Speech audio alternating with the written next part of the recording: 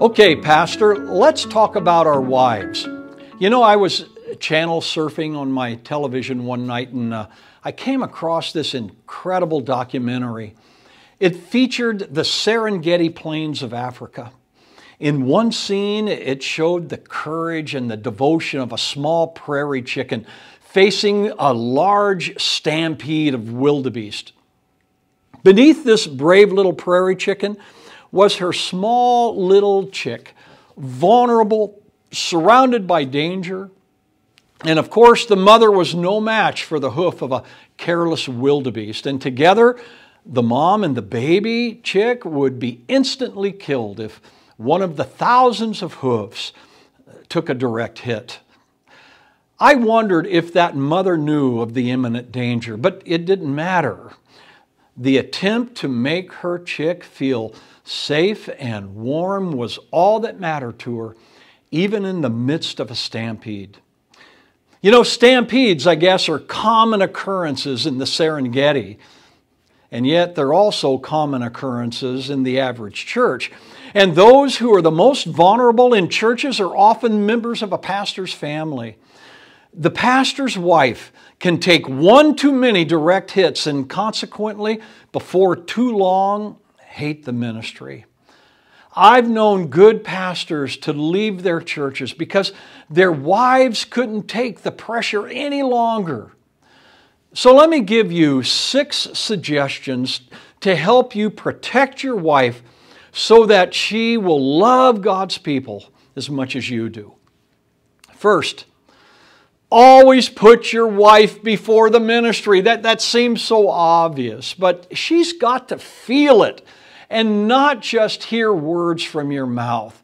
She needs to feel set apart by you and worth your time.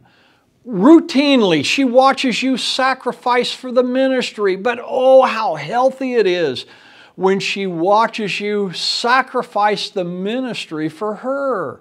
She needs to know and to feel that she is more important to you than your flock. Second, she needs to feel a part of the congregation and not elevated above it. Sometimes church leadership makes the mistake of putting a pastor's wife on a pedestal. Oh man, you know what? This also comes with consequences. With the elevated position comes lofty expectations, and lofty expectations only add to the pressure of a pastor's wife. Further, it's wrong theologically. Your wife is no better, no different, or no worse than anyone else in the congregation. And if your wife sits on a pedestal for a while, it might feel good for the ego, but give it time. The favoritism is bad for everyone. I've watched congregations to have special dress codes and special parking places and seating for the pastor's wife. She may even walk around the church grounds with an entourage of bodyguards to protect her from the average congregant's touch or handshake. In the end, this mindset will ruin the ministry and it will ruin the home. Third, protect your wife from those who would tell her how to raise her children. It's notorious for PKs to fall away from the Lord, and often it's the result of a toxic environment created by too many special demands placed on your children by people in your congregation. Your wife doesn't need any special coaching, and your children need to be kids. Let them learn and grow and enjoy their church just like all the other kids in the congregation. Fourth, encourage your wife to have close personal friendships at church. Some pastors make the mistake of building their houses in the proverbial ivory tower, where no one is allowed to be close to them. It's a big mistake. Your wife needs a circle of friends for laughter and leisure and honest, open relationships. Fifth, don't require your wife to perform ministry.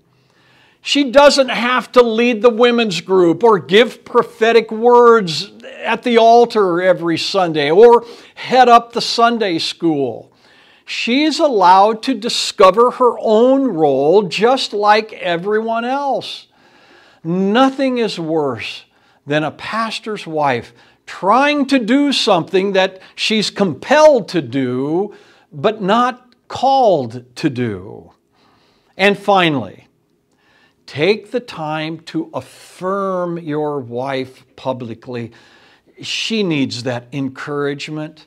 She needs to come to you and to know that she's not only safe around you, but that she's warmly embraced not only by you, but by everyone else in the congregation. Express your affection towards your wife. Let your congregation know just how much you love her. Like everyone else, your wife needs that encouragement, and she will love you for it. And believe it or not, your congregation will love you for it too.